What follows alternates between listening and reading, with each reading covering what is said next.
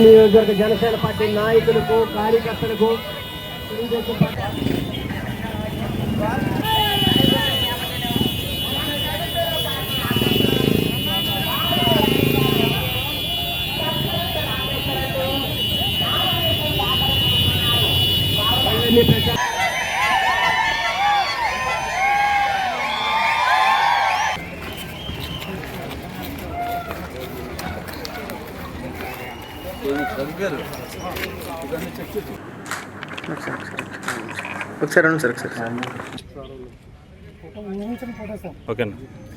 అందరికీ నమస్కారం.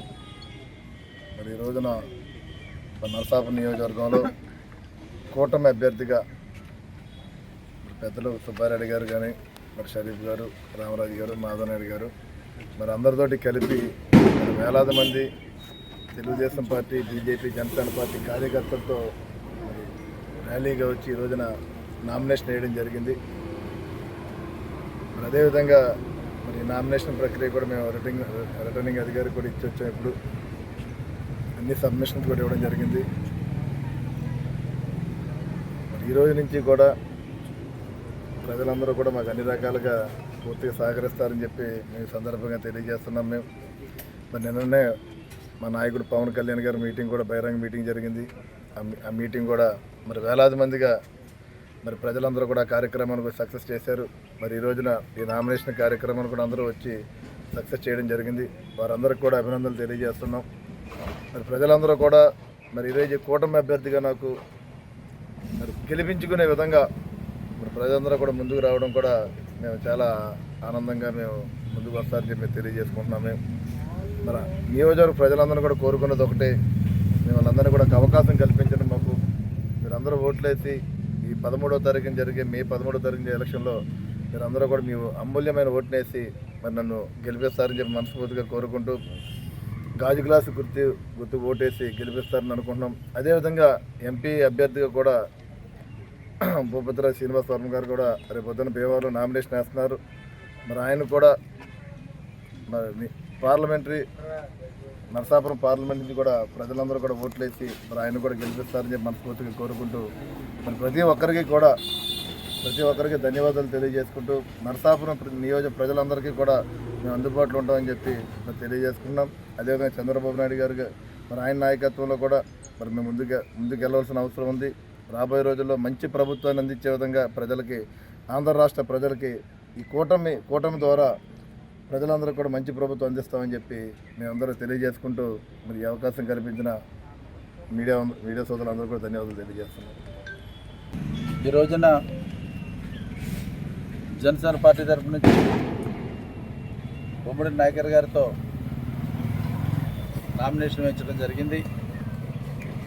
నిన్నే భారీ బహిరంగ సభ పవన్ కళ్యాణ్ గారితో నిన్న రాత్రి వరకు కూడా సభా కార్యక్రమం నిర్వహించబడింది.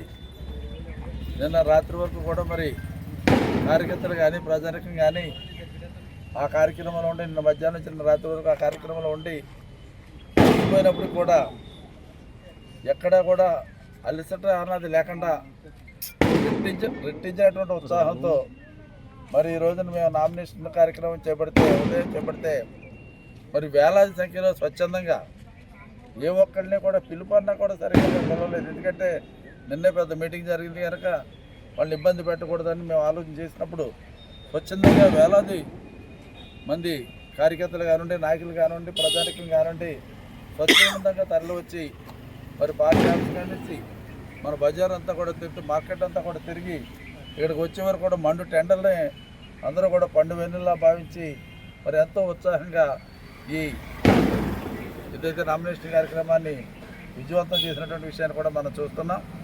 ఆ విధంగా ఈ రోజున ప్రజల్లో ఒక మూడు అంటే ఏ విధంగా ప్రజల యొక్క ఉద్దేశం ఏ విధంగా ఉందనడానికి నిన్న జరిగినటువంటి భారీ సక్సెస్ కానివ్వండి, లేకపోతే ఈ రోజున మేము నామినేషన్ చేసినటువంటి సమయంలో ప్రజల యొక్క ఉత్సాహం కానివ్వండి, ఎట్టి పరిస్థితుల్లో కూడా గ్లాస్ గుర్తుకి తప్ప వేరే గుర్తుకు ఓడేయడానికి ఎవరు కూడా సిద్ధంగా లేరు ఇక్కడ అన్నటువంటి విషయం చాలా క్లియర్గా తేటతెల్లవుతుంది.